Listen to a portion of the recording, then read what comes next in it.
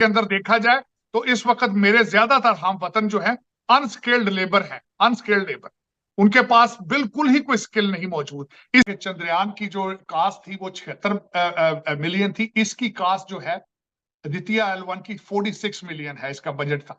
देखिए सबसे बड़ा फायदा मैंने आपको शायद बताया था कि फ्यूचर में इतनी चीप ट्रैवलिंग जो है अगर वो भारतीय कर रहे हैं तो वो सारा दुनिया का बिजनेस भारत में आएगा। और यार मौलवी साहब, हमारा कलमा अब पूरी दुनिया, मेरी बात सुने, आप जबरदस्ती किसी को कलमा पढ़ा सकते हैं? जी जी, जबरदस्ती पढ़ा सकते हैं किसी को कलमा? हम उसको अपने ईमान का उसूल बताएंगे कि हमारे लेकिन आज हमारे हमसाए मुल्क भारत ने बड़ी कामयाबी के साथ अपना आदित्य L1 मिशन लॉन्च कर दिया है, भारत का पहला सन मिशन। आज पूरा भारत इसरो की इस कामयाबी का जश्न मना रहा है, लेकिन मुझे अफसोस के साथ कहना पड़ रहा है कि आज पूरा पाकिस्तान बंद पड़ा हुआ है। नमस्कार दोस्तों, जय हिंद। दोस्तों, एक तरफ इसरो एक के बाद एक मिशन लॉन्च कर रहा है तो दुनिया हैरान है, तो दूसरी तरफ पाकिस्तान के मदरसा छाप जिहादी दुनिया को मुसलमान बनाने की बातें कह रहे हैं। पाकिस्तानियों का कहना है कि वो तलवार की नोक के दम पर भी दुनिया में इस्लाम को बढ़ा सकते हैं। क्या है पाकिस्तानियों का रिएक्शन? वीडियो को स्टार्ट करते हैं, लेकिन उससे पहले यदि आपने हमारे चैनल को सब्सक्राइब नहीं किया तो सब्सक्राइब करें। वीडियो पसंद आए तो लाइक करें, कमेंट करो और शेयर करें। जय हिंद, वंदे मातरम। उनकी बुनियाद तो इस पर नहीं बनी, वो क्यों गई? बस ना वो चलें क्या, उनकी अपनी बुनियाद है, हमारी बुनियाद है। अगर हम अपनी बुनियाद पर खड़े होते तो हम चांद पर चले जाते। हम औरों गैरों के पीछे लगे हुए हैं ना, इसलिए। आज तक कोई मुसलमान मुल्क चांद पर नहीं गया, जितने भी गए हैं सारे नॉन मुस्लिम गए हैं। मैं आपको गिनवाऊं?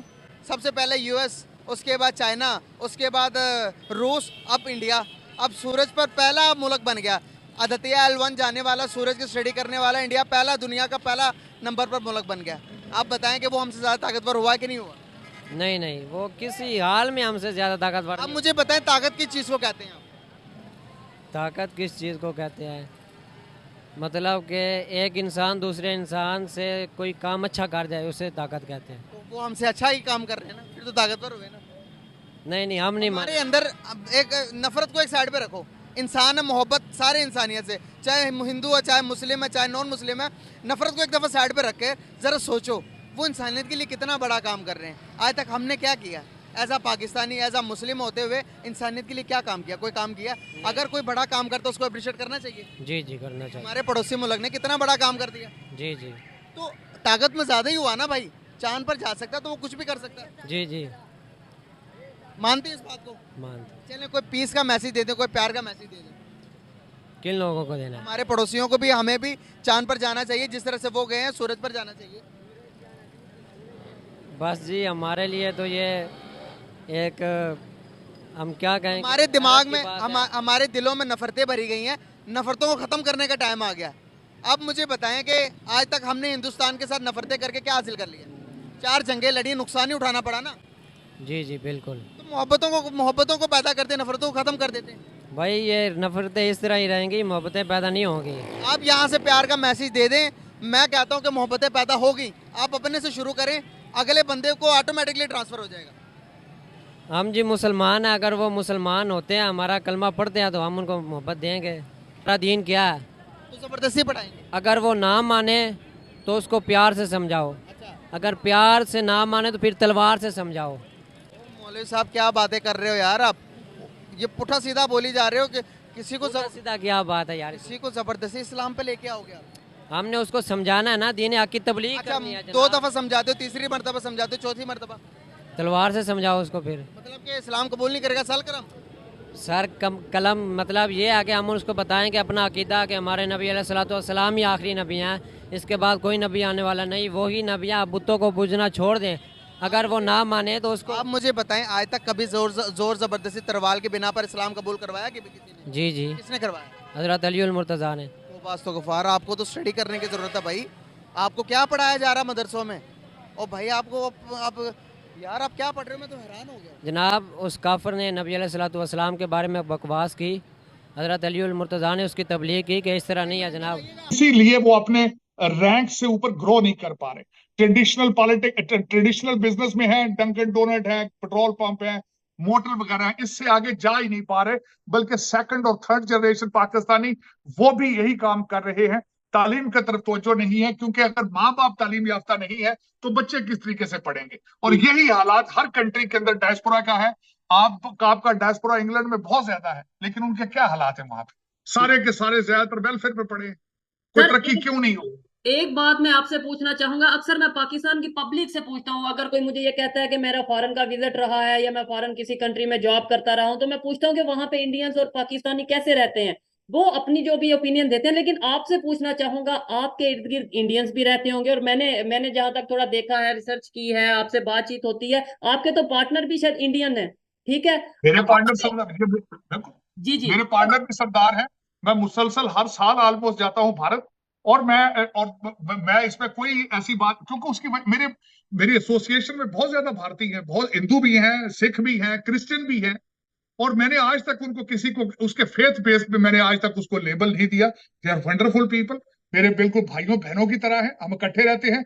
यही आपका प्रॉब्लम है, क्योंकि पाकिस्तान के अंदर आप 97% मुसलमान हैं, आपको माइनॉरिटी मिलती नहीं है, आपको पता ही नहीं कि रिलीजियस टॉलरेंस क्या है, किस बिलीफ बेस आपने ना दोस्तियां मोहब्बत प्यार नहीं करना होता, इंसानियत की बेस पे करना होता है। यही वजह है कि आप कभी चर्च जलाते हैं, कभी हिंदुओं को मारते हैं, कभी सिखों को मारते हैं, क्योंकि आपको पता नहीं है 97% मुसलमान हैं। आपको अगर माइनॉरिटी नहीं मिलती तो एक दूसरे को मारते हैं, आप मस्जिदों में बम मारते हैं, आप शिया सुन्नी हो जाते हैं, आप वहाबी अहले हदीस हो जाते हैं, आप देवबंदी बन जाते हैं। यही एक प्रॉब्लम है दर हकीकत पाकिस्तान का। आपको पता नहीं है कि माइनॉरिटीज के साथ किस तरह मिलकर रहा जाता है, भाईचारा क्या चीज है, रिलीजियस टॉलरेंस क्या चीज है। ठीक है। यही एक कहाँ पे लोग, क्या मतलब ये है कि देखें, आपके जो इर्द गिर्द इंडियंस हैं या पाकिस्तानी हैं, वो आपस में कैसे, किस सोच के साथ आपस में मुलाकात रखते हैं, या इंडियंस पाकिस्तान की इस बुरी कंडीशन में, जो यूएस में रहते हैं, मुकीम है इंडियंस, वो पाकिस्तान की इस बुरी कंडीशन में क्या अपने ओपिनियन रखते हैं, क्या ख्यालात रखते हैं पाकिस्तान को लेकर?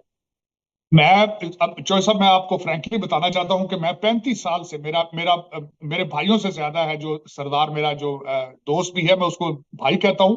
पार्टनरशिप बड़ा छोटा लफ्ज होता है, लेकिन आज तक वो गुरुद्वारे का चेयरमैन रहा है। मैं हर संडे उसके साथ गुरुद्वारे जाता था।